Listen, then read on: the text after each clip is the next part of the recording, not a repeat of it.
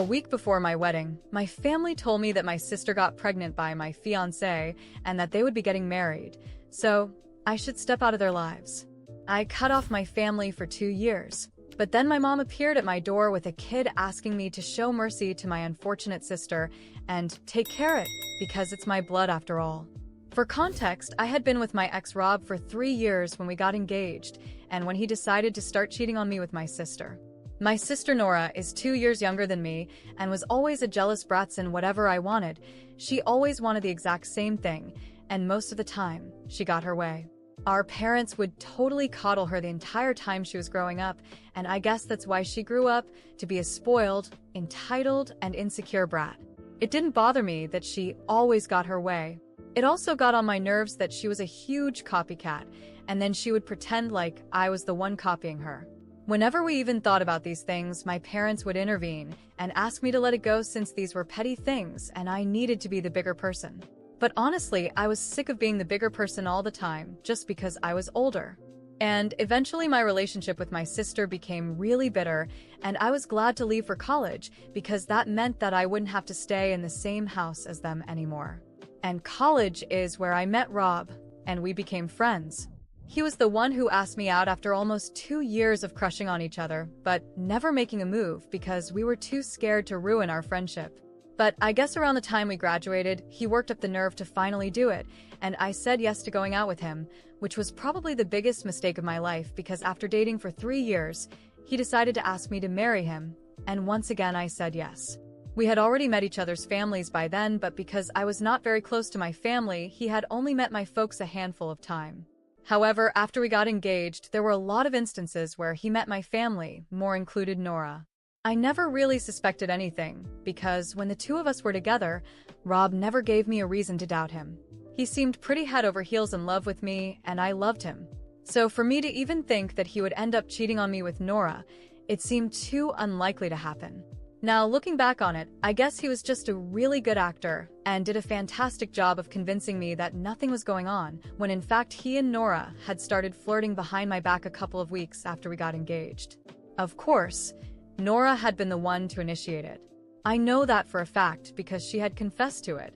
And Rob had held back for about a month or so before he finally started responding to her advances. Unfortunately, by the time I even found out about any of this, there was just 1 week left to go for my wedding. The only reason they had even decided to tell me that they had started having an affair was because Nora had managed to get herself knocked up by Rob. And by the time they told me about it, she was already 9 weeks along. Pretty much everybody knew about it before I did, which is why they had called for a family meeting a week before my wedding. And I had actually expected it to be a surprise for me or something. But I had left this so-called meeting in tears that day, and 2 years have passed since then, but it's still the worst day of my life. My parents were there, Rob's parents were there, and of course Rob and Nora were also there. They sat me down, and the two of them told me that a couple of weeks after my engagement, Nora had reached out to Rob and started flirting with him. And he hadn't responded at first, but slowly he started warming up to her because she was funny and kind of cute. They figured that it was just a bit of harmless flirting, and at first they were just joking around, so it seemed like banter, but before they even knew it, they had started falling for each other. Nora told me that she had only started flirting with him because she felt like messing with me, but apparently, according to her claims, she did not have any actual intention of ruining our relationship or falling in love with my fiancé. And as for Rob, his excuse was that he had just started thinking about life after marriage, and this was his way of relieving the stress that he was feeling about the upcoming wedding and stuff. Both of them had pretty lame excuses, and I definitely didn't believe what Nora was saying about her not having any intentions of ruining anything for me, and that the affair had just happened out of the blue. The bottom line was that my fiancé had cheated on me with my sister, and now Nora was pregnant with my baby. Not just that, they were apparently also in love with each other and wanted to marry each other, which is why they had told their parents, and the family meeting had been called so that I could be informed. Everything had already been decided. They had just wanted to let me know about it. And it's not like I could do anything about the situation at that point, so I just had to deal with it. The families had been told the truth about a week before me, 2 weeks after Nora and Rob found out that she was pregnant. And all of them had discussed the way to go about this in the future, and had come to the conclusion that I just had to deal with it because obviously Rob couldn't marry me anymore. They started to apologize to me, but that was when I decided that I had had enough. And until then, I had just been sitting quietly because I was in disbelief of what I was hearing. But when I realized that they were all telling me the truth, and this was actually happening, I lost it, and I started screaming at everyone. I was really frustrated, hurt, and confused, and it all just came out at once. Most of all, I was upset with Rob and Nora because they were the main culprits here. After that day, when everything fell apart, I completely isolated myself. I lost my job, my friends didn't know how to handle me anymore, and honestly, I didn't care about staying in touch with anyone. I spent 2 years slowly rebuilding myself, trying to piece my life back together, far away from anything that reminded me of Rob, Nora, or my parents. I started therapy, focused on myself again, and started building a new life. Then, one random morning, my mother showed up at my door, holding a child around 1.5 years old, asking me to help take care of her because Nora was struggling. Apparently, the great love story that Nora and Rob believed they had didn't withstand the reality of raising a child and building a life together. Rob bailed out a few months after the baby was born, running away from his responsibilities as a father and leaving Nora alone.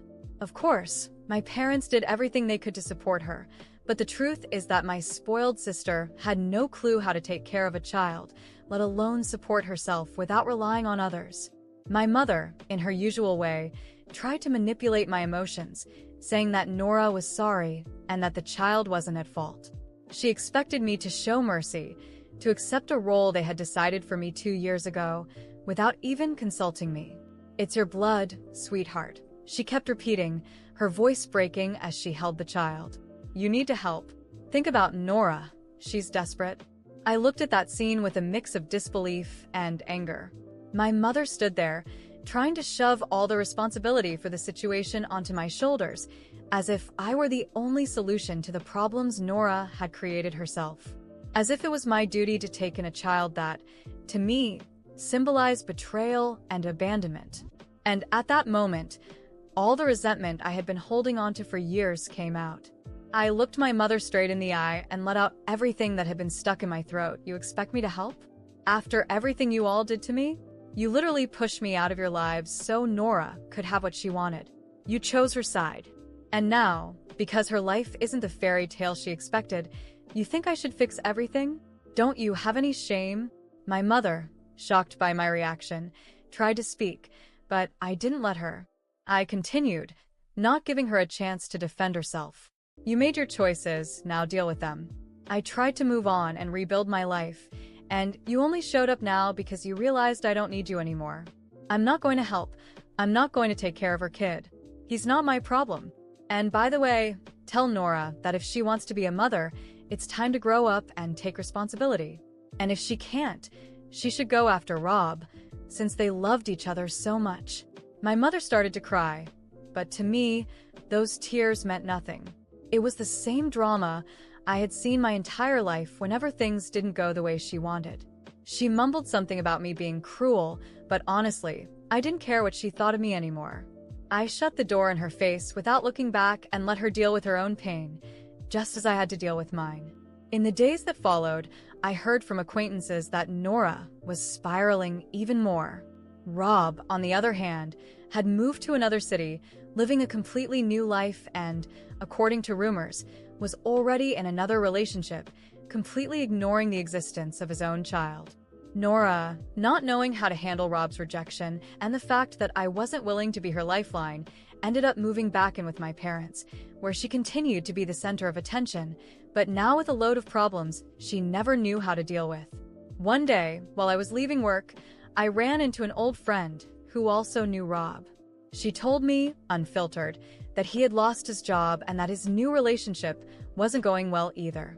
I heard that he kept complaining about how difficult life was and how women only brought him trouble, without realizing that he himself was the main cause of all his misfortunes.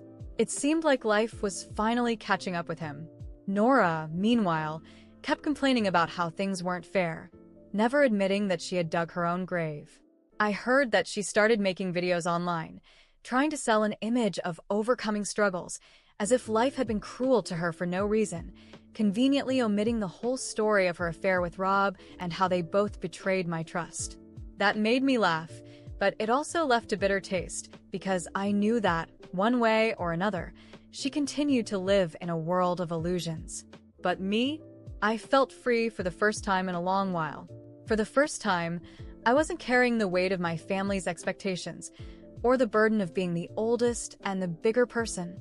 I focused on living my life the way I wanted, without looking back. I adopted a dog, made new friends, got back into painting, and started planning a trip around the world, something I had always dreamed of, but never had the courage to do. And even though I still felt anger and pain over everything that had happened, I also felt something I never thought I would. Relief. Relief for finally having stopped being Nora's shadow, and for having found my own path. It wasn't a happy ending in the traditional sense, but for me, it was the best kind of revenge. Living well while they drowned in the consequences of their own actions. After refusing to help my mom with Nora's situation, I threw myself into my plans and dreams that had been postponed for so long. Over time, my passion for painting, which had once been just a simple hobby, began to flourish in ways I never thought possible. I opened a small online gallery to showcase my work, and to my surprise, sales began to grow quickly. Gradually, what had been a personal therapy turned into a solid source of income. Recognition began to follow, and my art started being displayed in a few local galleries. With this success, I finally managed to fulfill my dream of traveling the world. First, I went to Paris, the city of artists, where I spent weeks getting inspired by the streets and museums, living the life I had always wanted. Then, I moved on to Tuscany, where I rented a small house in the countryside for a few months, painting landscapes and exploring what each new town had to offer. It was a life I never thought possible for myself, especially after everything that had happened with Rob and Nora. Meanwhile, their lives continued to fall apart. I kept minimal contact with a few people from my old town, so every now and then, stories about Rob and Nora reached me. Apparently, Rob couldn't keep a job for long and was sinking deeper into debt. Nora, on the other hand, was still living with my parents, complaining about the lack of opportunities and how unfair life had been to her. She tried to pick up some temporary jobs, but nothing seemed to stick. Between complaints on social media, she tried to present herself as overcoming the hardships, but those who knew her well saw right through the facade. And then, the moment came when they started asking me for money. First, it was my mother, trying to be subtle, mentioning how tough things were at home and how any help would be greatly appreciated. Then, Nora began messaging me directly, saying that she regretted what she had done and just needed a little help to get her life back on track. Rob even reached out, albeit more subtly, sending an unexpected message saying he wanted to talk and resolve things from the past. I knew these attempts were more about their interest in my money than any genuine desire for redemption or reconnection. They never truly cared about how I felt when everything happened. And now that they were struggling, suddenly I was their easy solution. But I wasn't the same person I used to be, the one who always put others' needs above her own, who gave in to their requests. That version of me that they had known was long gone, left behind along with the days when I cried because of them. So instead of letting myself be dragged back into their new attempts at manipulation, I did something I should have done a long time ago. I blocked them all. My mother, Nora, even Rob. I cut the last thread that still connected me to them. It was an act that brought me immediate relief, a sense of freedom that I had never experienced before. It was as if, finally, I had stepped out of their shadow, living entirely for myself. My life continued to thrive. I kept traveling and exploring new places, always with my loyal dog by my side, who became my companion on all my adventures. My paintings gained even more recognition, and my online gallery started attracting international buyers. With every new destination I visited, I felt increasingly distanced from that painful past. And while I discovered new cultures, made friends from different parts of the world, and reconnected with myself, I heard through a mutual friend that Nora and Rob were more lost than ever. I was told that my parents could no longer afford to support Nora, and that Rob was facing legal issues due to his debts. They were trapped in a never-ending cycle of struggles, growing more desperate each day. And ironically, I realized that even with all the pain they had caused me, they had never learned how to deal with the consequences of their own choices. The difference now was that I was too far away to care. My life was moving forward, and I was determined to enjoy every minute of this new chapter. I learned not to feel pity for those who choose their own path, even when it means they'll have to face their own downfalls.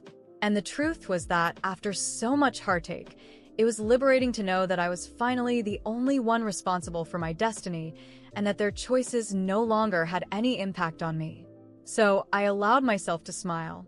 Smile at the mornings when I woke up with the sun shining through the window of a new city, smile while painting in a cafe along a canal in Amsterdam, and smile at the thought that, of all the possible versions of my life, I had chosen the happiest one for myself. And as for Nora, Rob, and everyone who tried to bring me down, they were left behind, exactly where they deserved to be, in the past. Years after that tumultuous period, my life took an even bigger turn. During one of my travels around the world, I met someone special. His name was Daniel, and we met by chance at an art exhibition in Lisbon. He was an architect passionate about his work, and our conversations flowed as if we had known each other for years. What started as a friendship between two souls who loved art and architecture quickly turned into something deeper. Daniel not only supported my artistic journey, but also helped me believe in love again.